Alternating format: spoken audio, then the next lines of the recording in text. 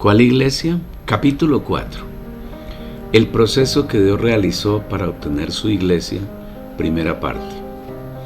Hemos preguntado antes acerca del por qué es necesario que el proceso de redención se realizara tal como el Señor lo había planeado, proceso que veremos paso a paso. Primero, encarnación. Sin perder de vista que el propósito eterno de Dios es mezclarse con el hombre y de esta manera obtener la iglesia, pero que debido a que el hombre creado se unió a Satanás, en lugar de hacerse uno con Dios, recibiéndolo mediante comer del árbol de la vida, el plan de Dios, comillas, fue aplazado.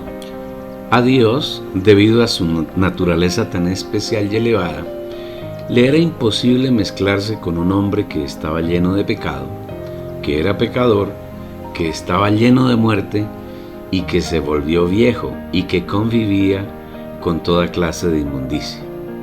Entonces, el Señor, después de esperar 4000 años, puso en acción su plan de redención y dio un primer paso.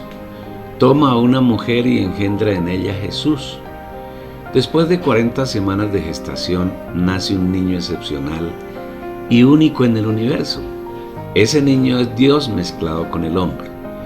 Con este hecho, Dios retoma el cumplimiento de su plan eterno.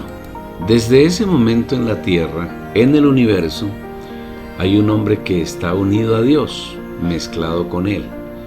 Un hombre en el cual Dios y el hombre ya no están separados, sino que ahora son uno.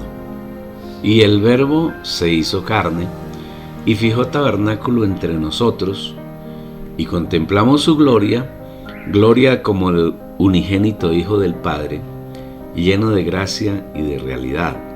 Juan capítulo 1, versículo 14. Este es un hecho por demás maravilloso. Ahora hay en la tierra un hombre que además es Dios mismo. En Jesús mora Dios completo y Él es un hombre perfecto. Ahora Dios tiene su tabernáculo, su morada entre los hombres.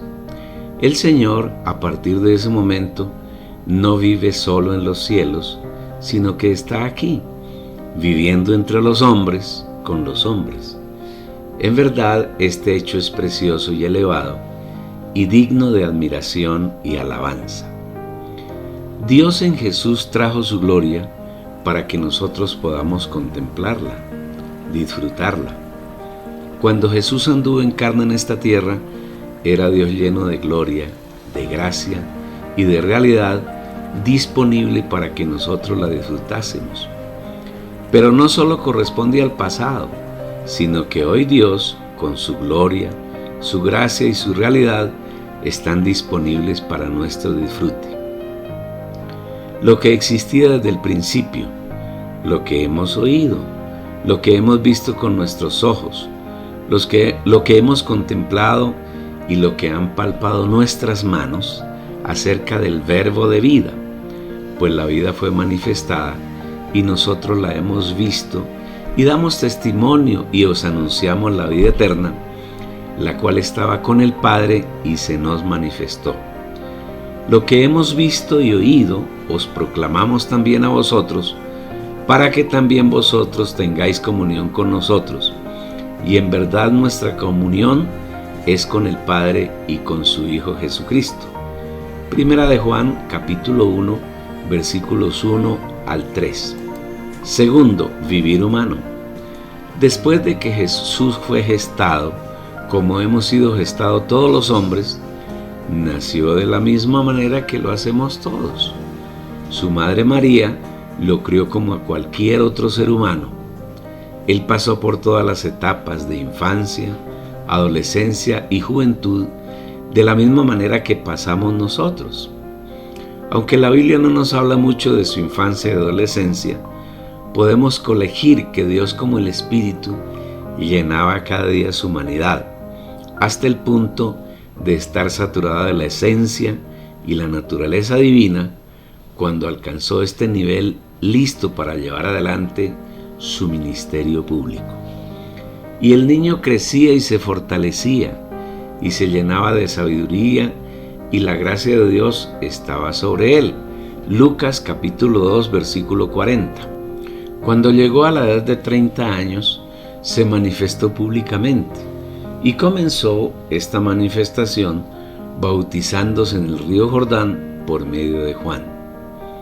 Entonces Jesús vino de Galilea a Juan el Jordán para ser bautizado por él.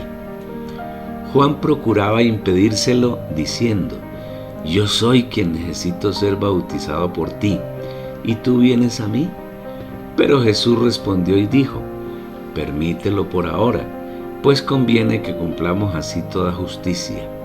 Entonces se lo permitió. Y Jesús, después que fue bautizado, enseguida subió del agua, y aquí los cielos le fueron abiertos, y vio al Espíritu de Dios descender como paloma y venir sobre él. Y aquí hubo una voz de los cielos que decía: este es mi Hijo, el amado, en quien tengo complacencia. Mateo 3, versículos 13 al 17. El bautismo es un tema sobre el cual casi nadie tiene hasta ahora una revelación adecuada, y queremos comenzar a dilucidarlo bajo la guía y dirección del Señor. Cuando Juan se niega a bautizar a Jesús, el Señor le dice que es necesario cumplir toda justicia. Es decir, el bautismo es un asunto de justicia y es necesario realizarlo. Pero ¿cuál es la realidad del bautismo? La palabra griega que se traduce al español como bautismo es ebaptisen y quiere decir estar debajo de o estar dentro de, ser puesto en alguien, ser sumergido. Entonces, ser bautizados en el Espíritu Santo es ser introducidos en Él. Es así de sencillo. Jesús como hombre tenía a Dios en su interior, porque Él fue engendrado por el Espíritu Santo, es decir, en su ser moraba Dios, Padre, Hijo y Espíritu Santo. Pero como hombre era necesario que Él estuviera dentro del Espíritu. Esta es la razón por la cual la Biblia dice que he aquí los cielos fueron abiertos y vio al Espíritu de Dios descender como paloma y venir sobre Él. Observa que el Espíritu Santo ahora está sobre Él, lo cual quiere decir que el Espíritu estaba dentro de Jesús, porque cuando fue engendrado, lo fue por el Espíritu. Y el Espíritu comenzó a morar dentro de Jesús, y Jesús moraba dentro del Espíritu Santo. Por dentro y por fuera, Jesús como hombre estaba lleno del Espíritu Santo. Este paso que Jesús dio para llevar adelante el ministerio es muy importante, porque gracias a él todo lo que Jesús pensó, dijo e hizo no tenía como origen su acción humana solamente, sino que todo lo hizo Dios a través de él. Por esta razón en Juan capítulo 14 versículos 9 al 11 se afirma: Jesús le dijo: ¿tanto tiempo hace que estoy con vosotros, Felipe, y no me has conocido? El que me ha visto a mí, ha visto al Padre. ¿Cómo pues dices tú, muéstranos al Padre? ¿No crees que yo estoy en el Padre y el Padre está en mí?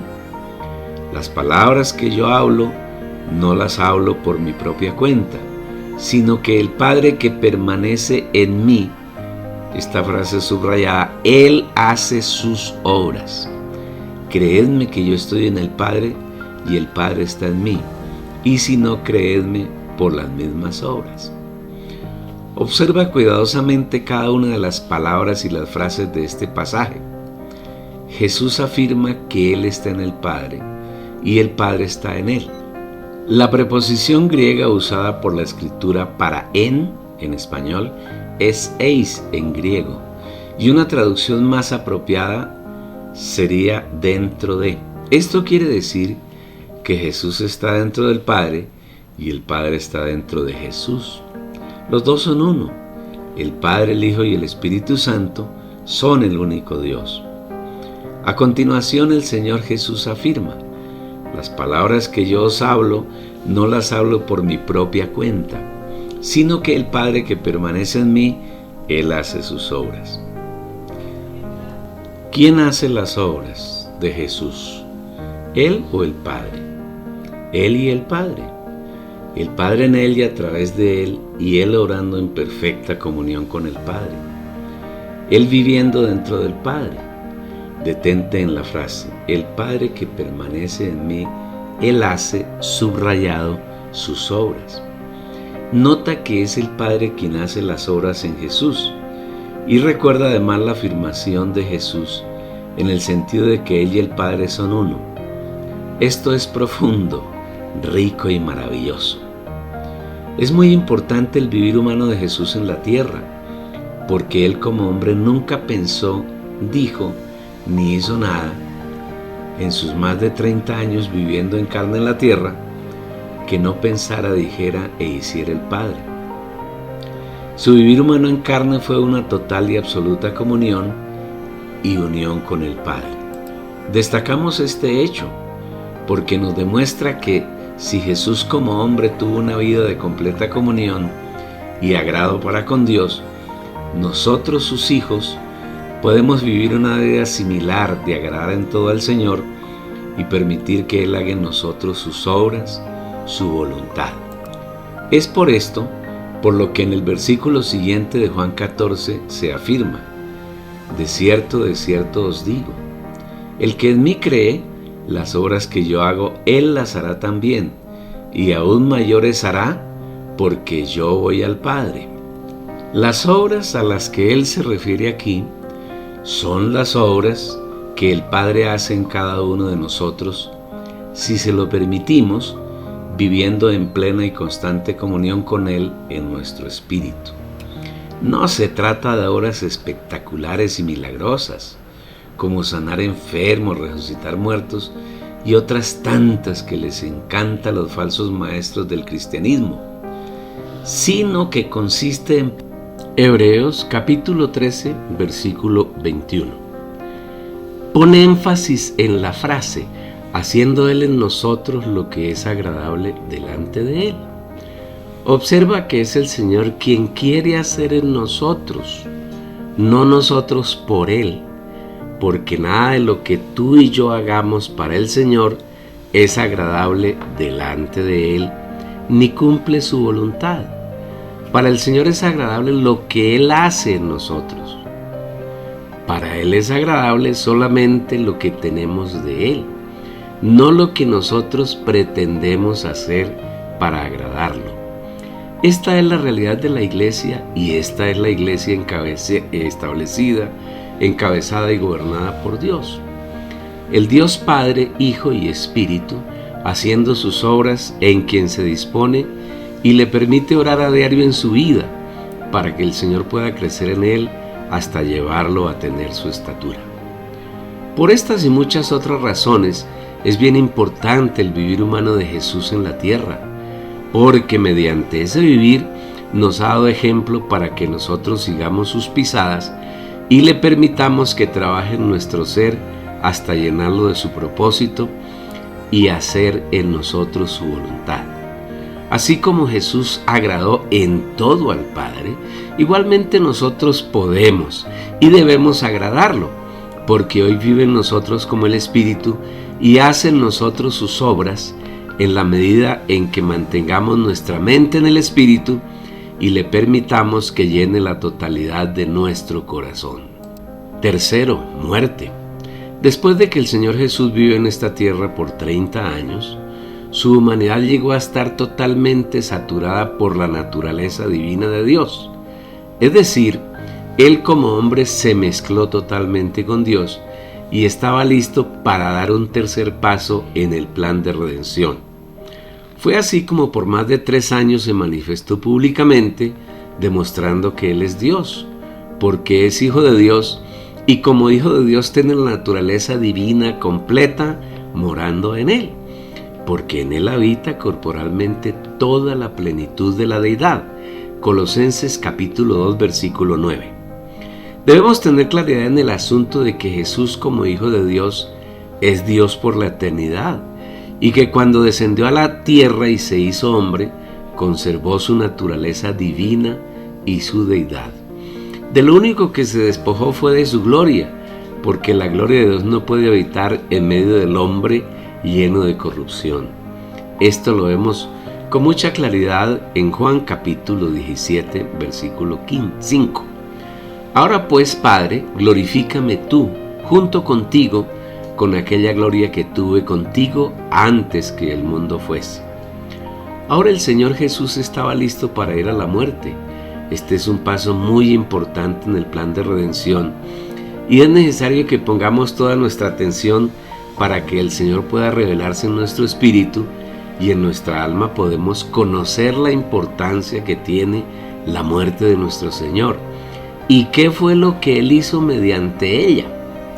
La religión cristiana tiene ciertas celebraciones en una época del año dizque para, comillas, conmemorar la muerte del Señor. Y esa celebración no es más que una burla inventada por Satanás para que las personas no alcancen a tener una idea cierta de la importancia que tiene la muerte del Señor en su plan de redención.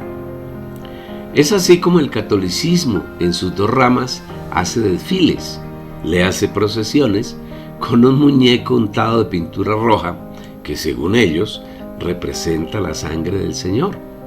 La gente, guiada por el sacerdote católico, adora ese muñeco convirtiendo el rito en una orgía satánica de adoración al diablo y sus demonios.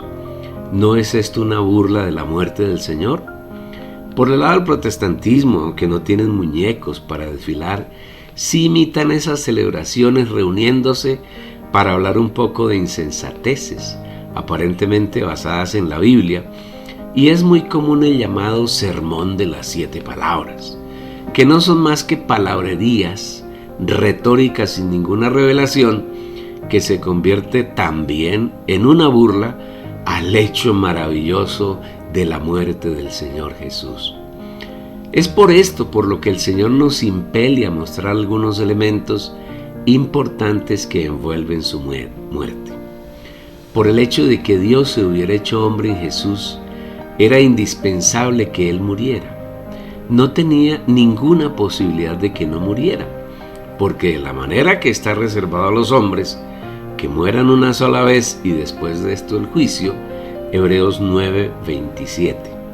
En el momento en que Dios decidió hacerse hombre, se sometió a pasar por todas las situaciones que vivimos los hombres, menos a llenarse de pecado.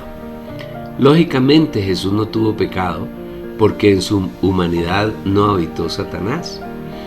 Jesús fue engendrado directamente por Dios en María y no fue engendrado por un hombre.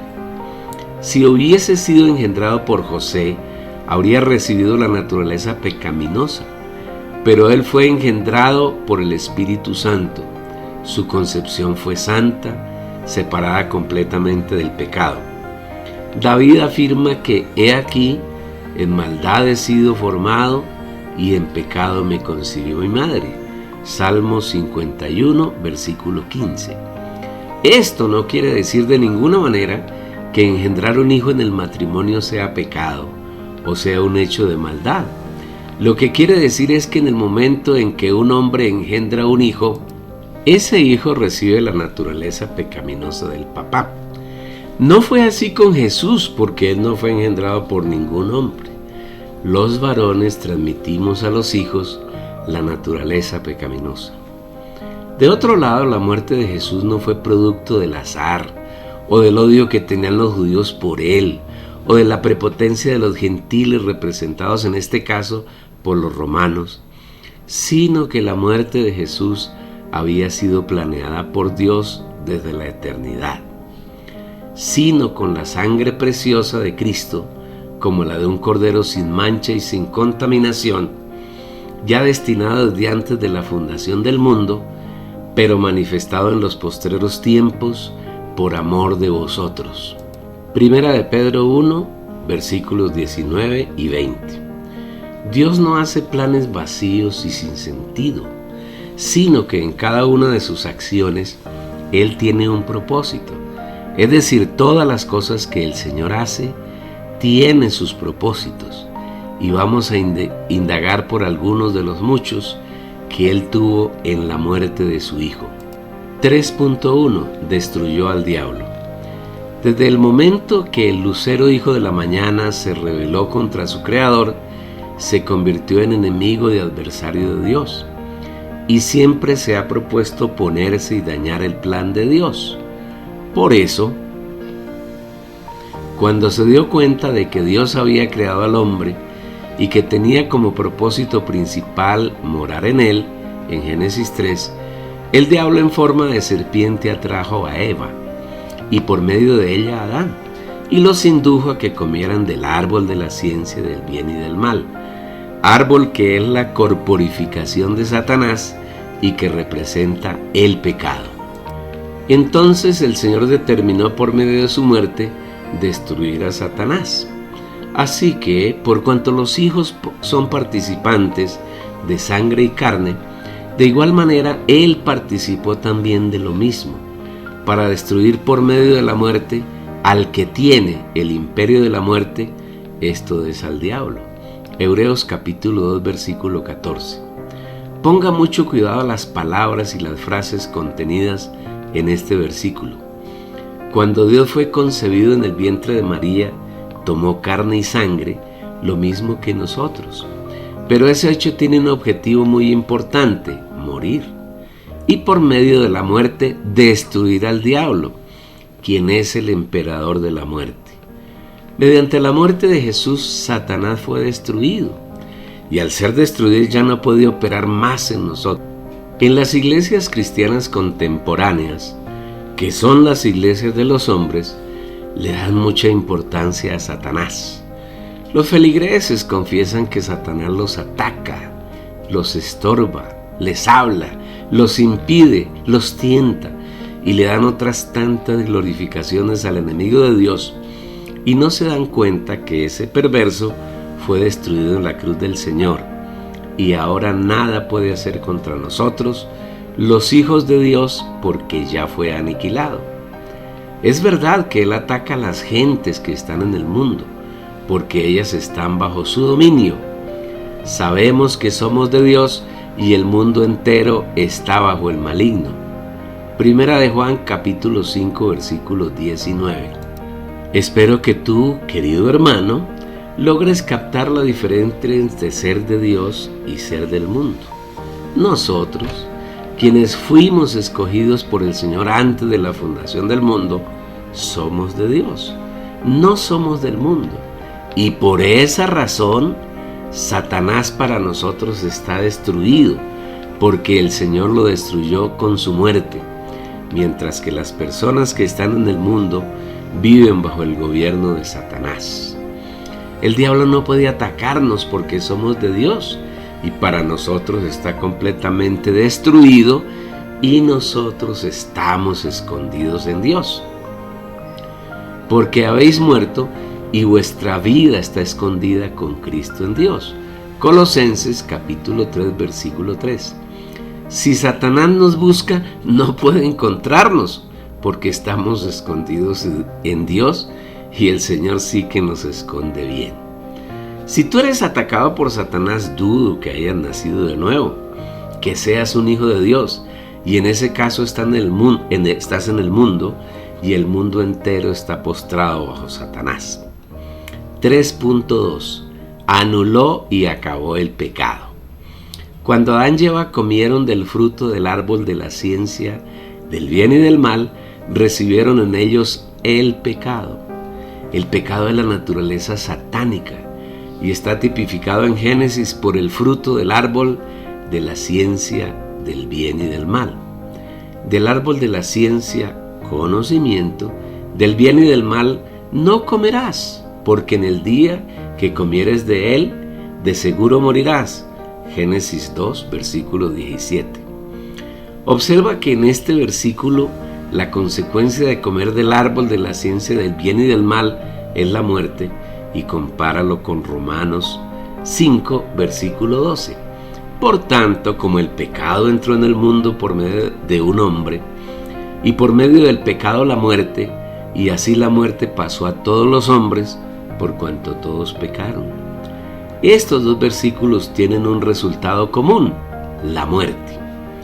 En Génesis, la muerte es consecuencia de comer del árbol de la ciencia del bien y del mal. mientras que en Romanos la muerte es consecuencia del pecado. Esto nos lleva a deducir que el fruto del árbol de la ciencia, del bien y del mal, es el pecado.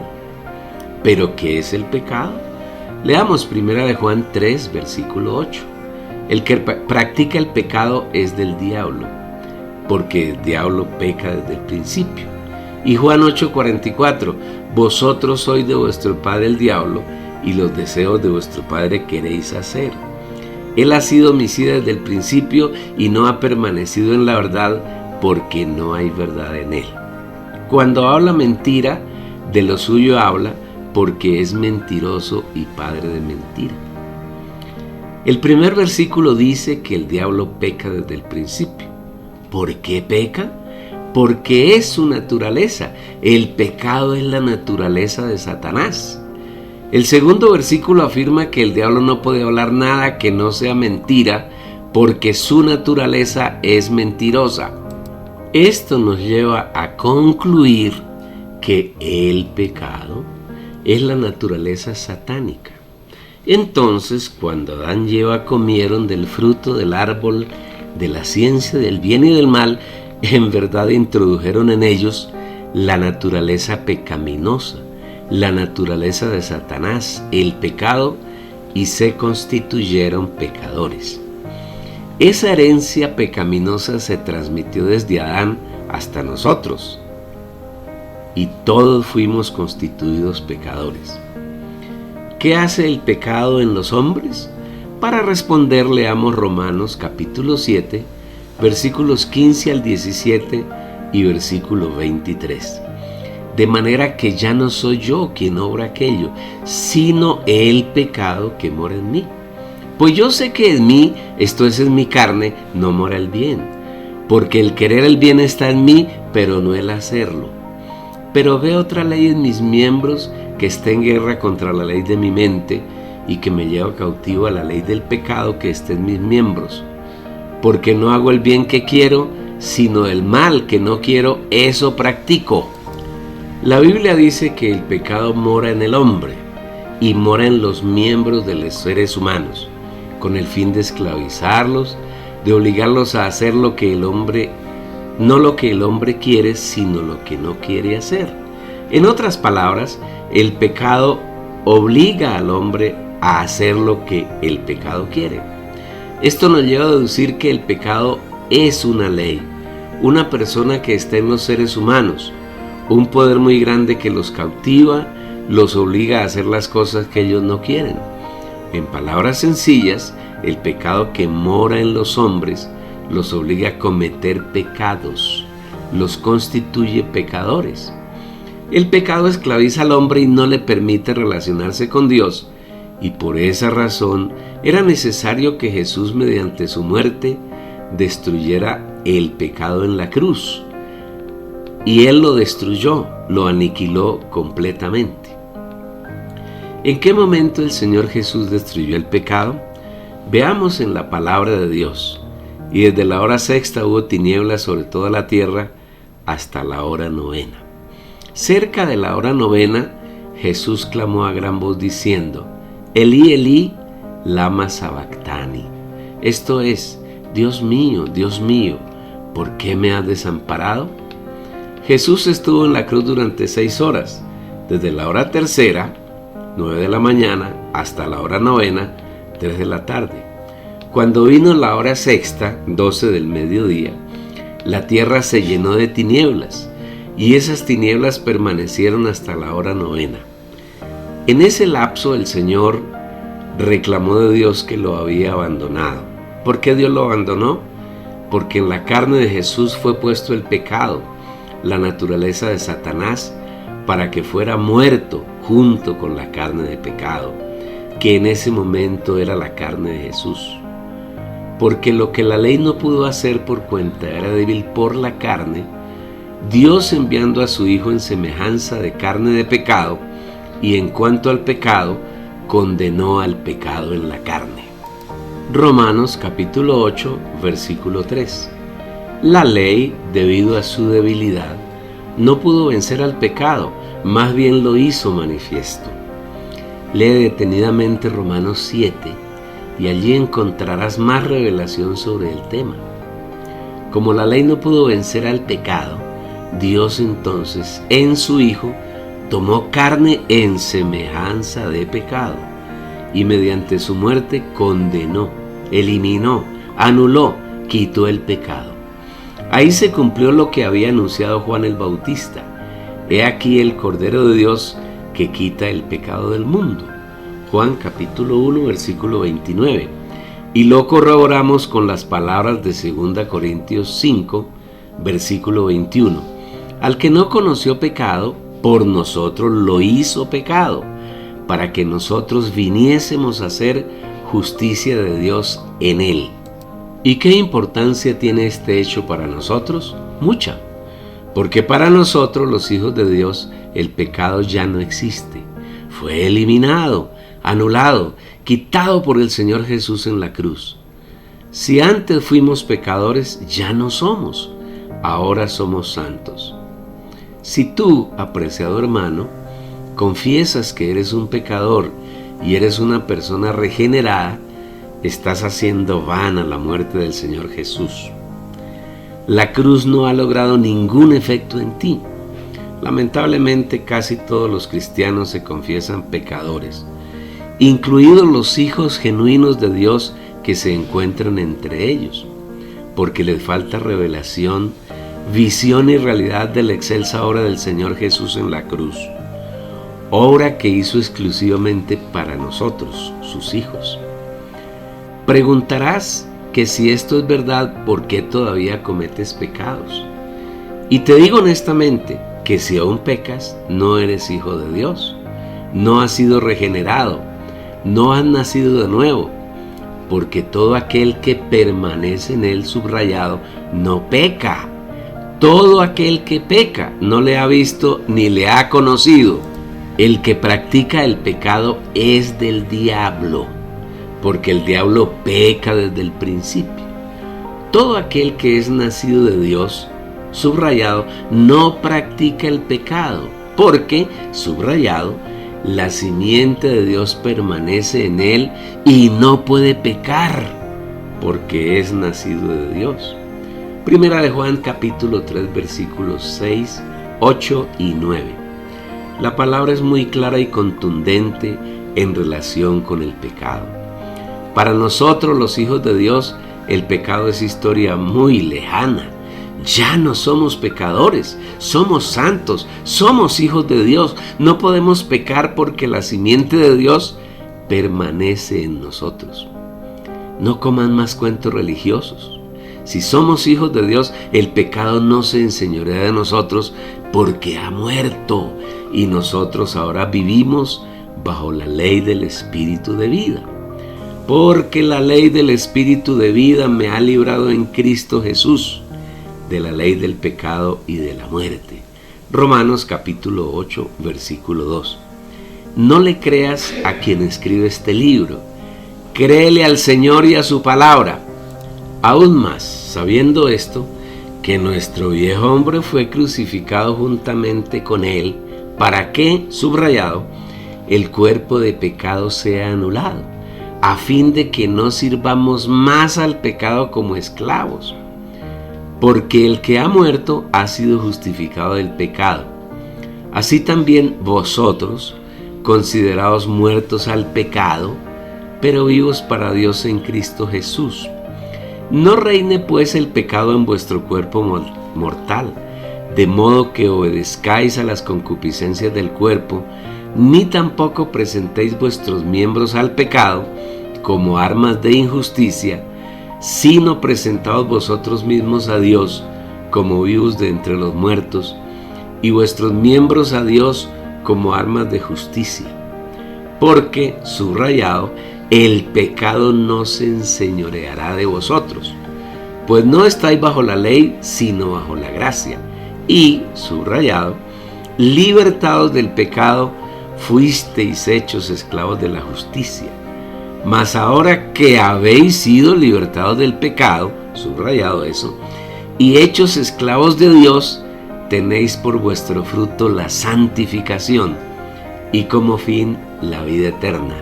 Romanos capítulo 6, versículos 6, 7, 11 al 14, 18 y 22. Más claridad no podemos exigir.